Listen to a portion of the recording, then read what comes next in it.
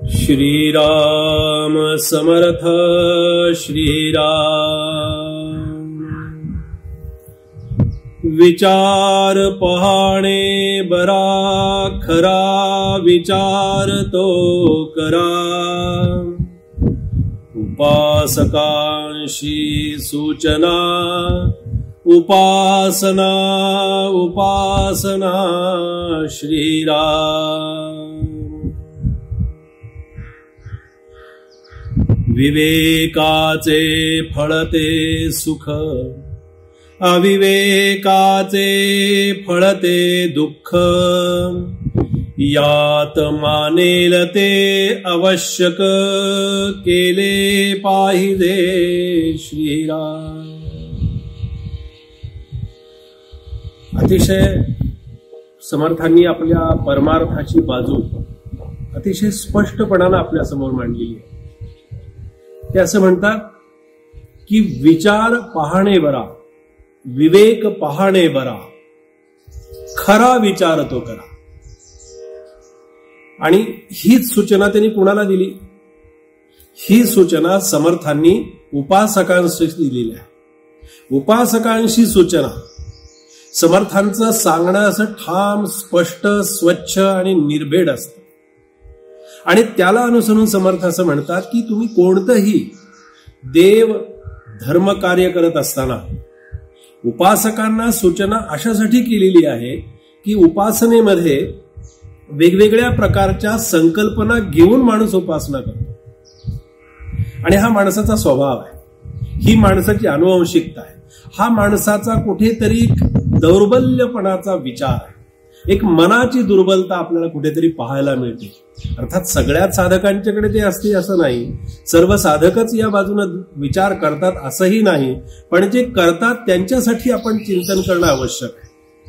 म्हणून विचार आणि विवेक, विवेके विचारे विवंचुनी पाहे असं जेव्हा समर्थ म्हणतात, तो विचार पाहणे बरा। आता हा पूर्वीचा शब्द आहे।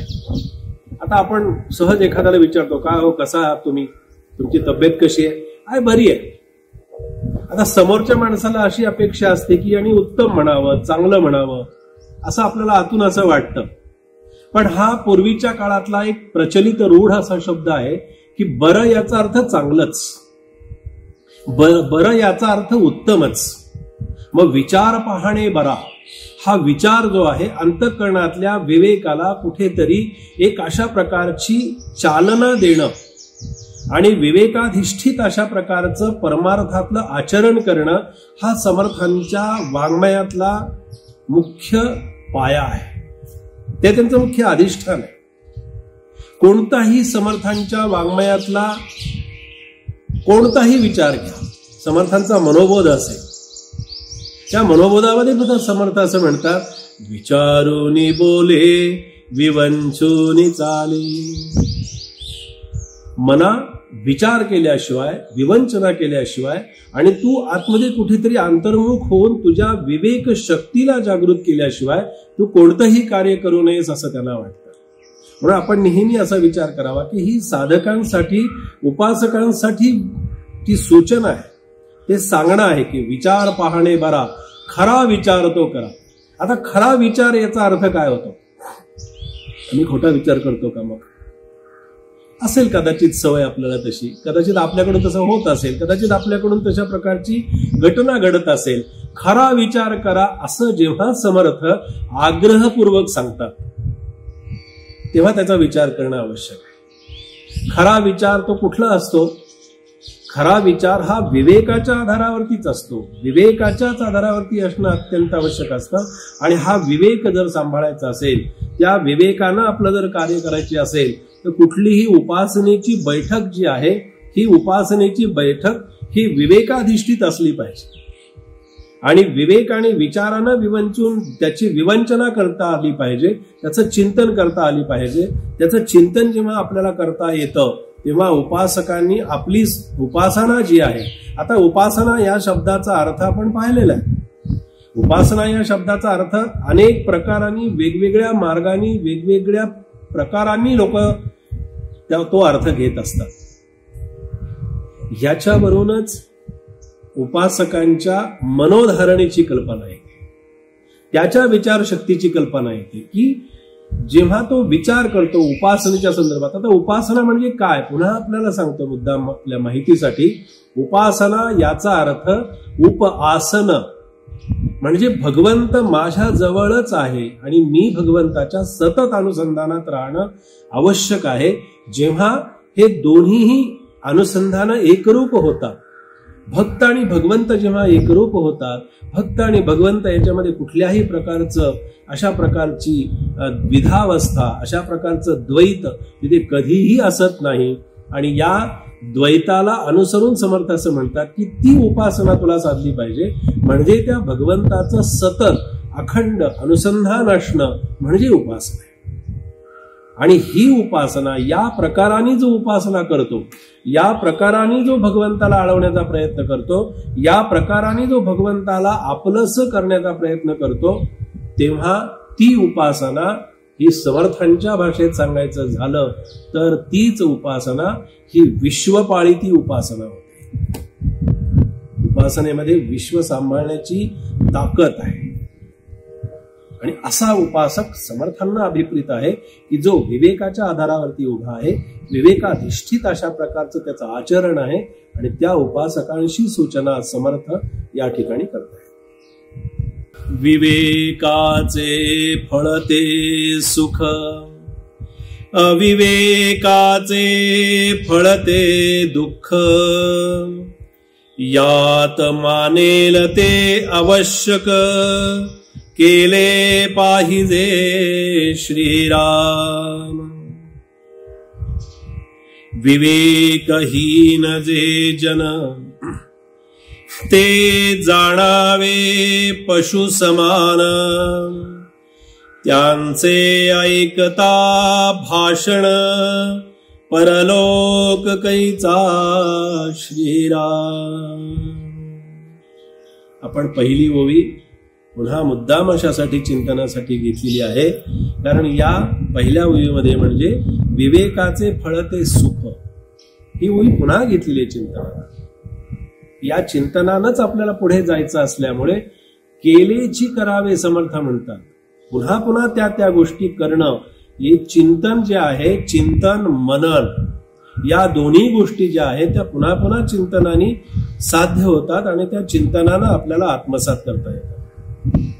ही ओवी किंवा हा विचार घेण्याचा आणि हाच विषय चिंतनाला घेण्याचं नेमकं कारण असं, कारण प्रत्येक पहा आपण जर बघितलं तर कोणती उपासना आपण सर्वसामान्य माणसं जी उपासना करतो ती उपासना करत असताना अगदी उघड जरी संकल्प केला नाही तरी अंतर्मनानं आणि कुठेतरी जाऊन तो परमेश्वराला मागच्या बाजूला प्रदक्षिणा घालताना का होईना पण म्हणतो, माझे गुडघे बरे कर, माझं पोट बरं कर, माझं डोकं बरं कर, माझी व्याधी बरं कर, माझ्या सगळ्या मनोकामना पूर्ण कर. हे कुठेतरी अंतर्मनानं माणूस परमेश्वराजवळ गाऱ्हाणं गातोच. म्हणून पुन्हा विचिंतनासाठी अशासाठी घेतली की समर्थ इथे असं म्हणतात की जेव्हा तुझा विवेक जागा असेल, जेव्हा तुझा विचार जागा असेल, तेव्हा तू ज्या परमेश्वराकडे ते मागणी करतोस तो परमेश्वर अरे बाहेर नाहीच. तो परमेश्वर असा बाहेरून तू त्याला मागावंस आणि त्याने तुला द्यावं असा परमेश्वराशी कधीच व्यवहार होऊ शकत नाही. असा व्यवहार जो करतो त्याला खरा साधक म्हणावा की नाही इथपर्यंत मनामध्ये शंका निर्माण होते. त्या परमेश्वराजवळ मागत असताना, परमेश्वराजवळ इच्छा करत असताना, परमेश्वराजवळ अशा प्रकारची याचना करत असताना, परमेश्वराजवळ अशा प्रकारची प्रार्थना करत असताना मी आणि परमेश्वर हे द्वैत जे आहे, हे द्वैत जर मी अविवेकानं माझ्याजवळच जर बाळगत असेल तर ती उपासना होणार कशी? उपासना होऊ शकत नाही. जोपर्यंत मी आणि परमेश्वर दोन नाही आहोत ही मनाची धारणा पक्की होईपर्यंत ती उपासना विश्वपाळीती होत नाही. याचा अर्थ विश्वव्यापक अशा प्रकारची होत नाही. विश्वव्यापक एक वेळ ठीक आहे, विश्वव्यापक साधो अगर न साधो, किमान माझ्या पुरतं तरी विश्व हे त्या परमात्म्यानं भरलेलं असावं लागतं. विश्वातला परमेश्वर पाहणं हा तर दूरची गोष्ट आहे, पण मला माझ्यातला परमेश्वर पाहता आला पाहिजे आणि तो उपासनेच्या माध्यमातून, आणि ती ही उपासना ही विवेकाधिष्ठित उपासनेच्या माध्यमातूनच ते पाहता येतं. म्हणून समर्थ असं म्हणतात, विवेकाचे फळ ते सुख. ज्या सुखाच्या मागे तू लागतोस, ज्या सौख्याच्या मागे लागतोस, ज्या आनंदाच्या मागे लागतोस, ज्या क्षणभंगूर अशा प्रकारच्या प्रलोभनांच्या पाठीमागे जर तू लागत असशील, तर खरं सुख जे आहे, खरी शांती जी आहे, ती विवेकाच्या आचरणानं आणि विवेकाचं फळच आहे सुख. मग त्या विवेकाला किती सांभाळलं पाहिजे? विवेक आणि विचार हा जोपर्यंत माणसाच्या मनामध्ये जागा असतो ना, तोपर्यंत त्याला कुठल्याही प्रकारचं भौतिक भय त्याला कधीही वाटणार नाही. ज्या अर्थी त्याला भय वाटतं आहे, ज्या अर्थी त्याला भीती वाटते आहे, ज्या अर्थी त्याला कुठेतरी निराधार मी आहे असं वाटतं आहे, तोपर्यंत त्याची हाक त्या विवेकानं परमेश्वरापर्यंत पोहोचतच नाही. म्हणून परमेश्वर पाहत नाही.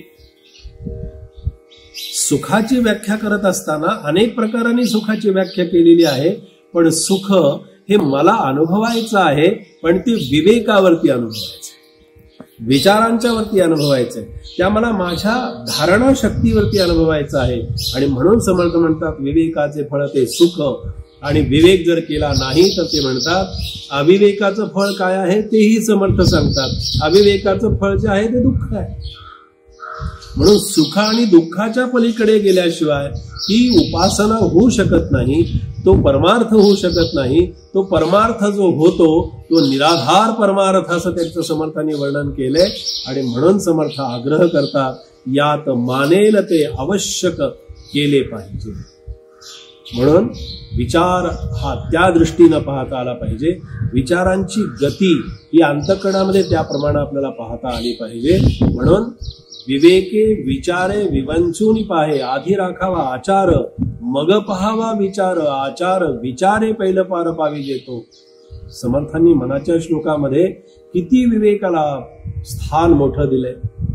समर्थांचा मनोबोध, समर्थांचा दासबोध, समर्थांचा आत्माराम हा विवेकाच्या आधारावरतीच उभा आहे, विचारांच्या आधारावरती उभा आहे. आणि म्हणून समर्थ म्हणतात, हा विचार आणि विवेक हा अंतःकरणामध्ये जागा ठेवलास तर तो परमेश्वर तुझ्यापासून दूर नाही आणि तूही परमेश्वरापासून दूर जाऊ शकणार नाही. अशा प्रकारची विवेकाबद्दलची संकल्पना समर्थांनी या ठिकाणी मांडली.